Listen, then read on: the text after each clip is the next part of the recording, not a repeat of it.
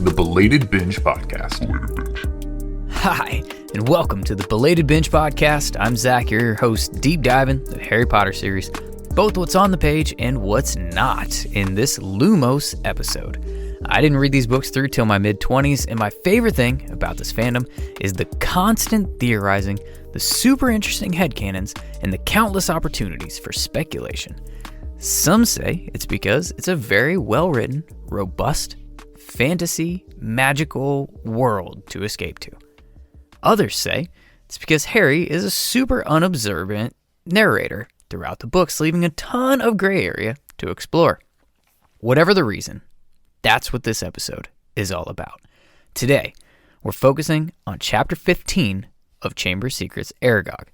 If you missed the pod breaking down the events of the chapter, check out the last episode that I posted with special guest Firebird from the Dusty Cauldron podcast. Huge shout out to Firebird.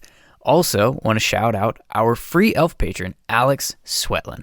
If you're interested in all the cool benefits like episode shoutouts, early access, bonus content, and a whole lot more, you can check out the Patreon page, patreon.com/belatedbinge. Lumos. Now let's pull out our wands, light the tips, but we're not blowing smoke. We're here to illuminate. I gotta be honest, this was a hard chapter to try to pick something to speculate about because, well, it was completely unneeded to the plot of the book, and it's really just a jump scare chapter, which I can only take partial credit for. I believe Firebird was the one that actually used the phrase jump scare, and I'm carrying it over here because it's absolutely right. So I guess when in doubt, let's check in with Dumbledore. And I want to do so with a little trip into, let's call it headcanon territory. Looking at two questions that I came up with, and we're just going to try to answer them. Starting with, did Albus Dumbledore know about Arogag? This can be taken in many ways, many different directions. So let's start with present day. Does Dumbledore know Arogag is in the Forbidden Forest right now? Yes, I believe he does.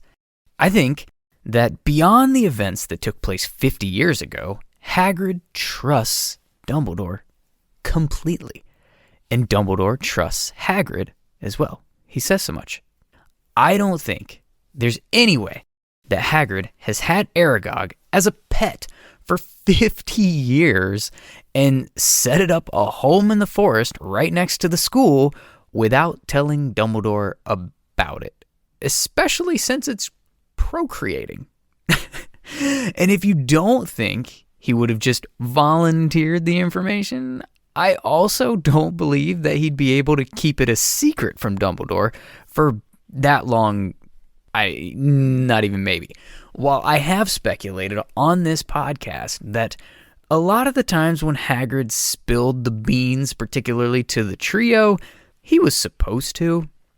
Kind of part of Dumbledore's big plan, which you can definitely hear in the past episodes of this very podcast. But I don't think he was supposed to give up Fluffy to a hooded stranger either. So, especially not in a drunken card game, by the way. That's to say, he's not good with secrets, whether he's supposed to be holding on to them or letting them slip.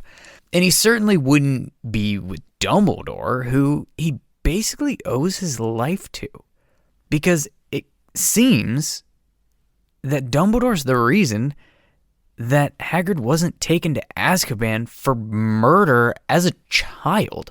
He only got expelled, and he ended up getting a job at the very school he allegedly set a monster loose to attack a Muggle-born student that died.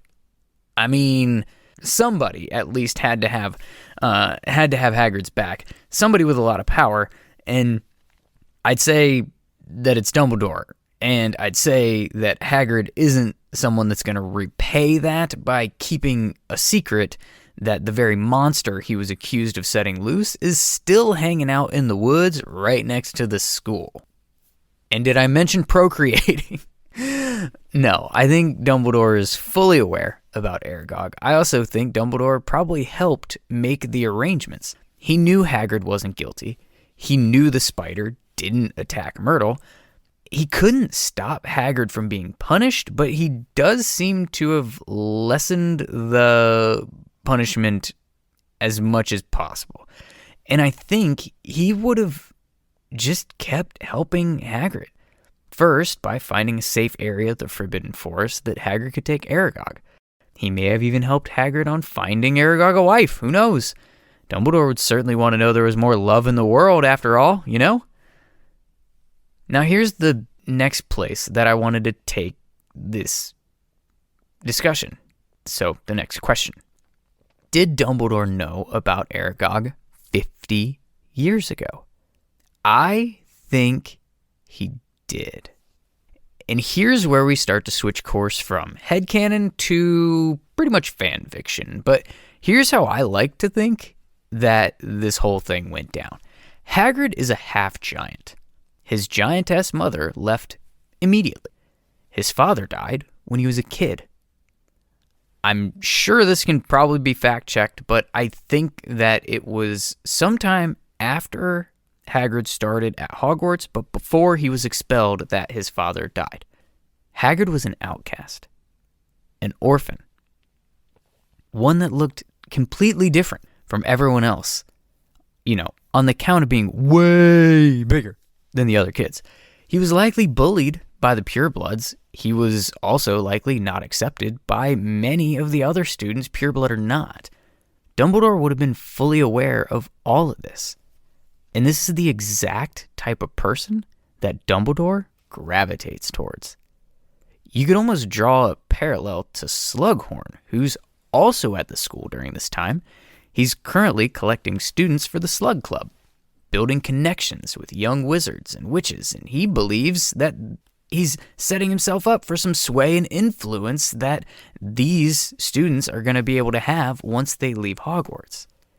He's essentially building a network of power, not for himself to gain or from what we can tell, aside from being about 1 to 2 years away from his monumental Horcrux discussion with Tom Riddle, but it doesn't seem like he's doing his thing for any negative reason at all. He just wants to be aligned with powerful people and have an in with them when they go on to do powerful things, and he uses his position as a professor to build those connections from the ground up. Dumbledore's also a collector of the broken, the outcasts, the misfit toys of the wizarding world, the werewolf, the blood traders, the muggleborns, the expelled magizoologist, the reforming Death Eater, and the half-giant. I think he would have become sort of a mentor to Hagrid before the events of the Basilisk. And through this, he would have known of Hagrid's affinity for magical creatures, his nurturing soul, especially towards beasts that the rest of the wizarding world would run away from, or worse, rather eradicate. Dumbledore would have given Hagrid opportunities to learn about these magical creatures. He perhaps, shared some books with him, and maybe even set up an opportunity for Hagrid, an opportunity to meet a kindred spirit, a prospective mentor for Hagrid, and the author of one of those books, Newt Scamander. And I would think that it might be during this meetup that Hagrid would have had the time of his life. He could have gone into Newt's case, interacted with beasts of all kinds. Newt could have brought some of them out of the case to teach Hagrid about each one, perhaps letting some of them just stretch their legs a bit, however many they might have. And whether you think Newt would have done so in secret, or if you think like Firebird did, he wouldn't want to put Hagrid in the position to possibly be expelled over a beast like Newt had been, so maybe it was a mistake. But maybe an egg just simply fell out of his pocket, or out of the case, and maybe Hagrid found it after Newt was gone. But Hagrid, being Hagrid, he'd pick up that egg. He'd want to keep it safe, and he'd want to care for the creature inside. and he would give it a name. Arogag. What do you think? I'd love to hear your thoughts on belatedbinge.com, where you can leave a voicemail, or on social media at belatedbinge. Don't forget to subscribe and leave a review to help other Potterheads find this show. Shout out to producer Jack, who I work like a dog. In the next episode, we'll dive deeper into the foreshadowing, character choices, give away some house points, maybe take some too, as well as what didn't quite make a whole lot of sense in Chapter 15 of Chamber of Secrets, called Arogag. Thanks for listening to the Belated Binge Podcast.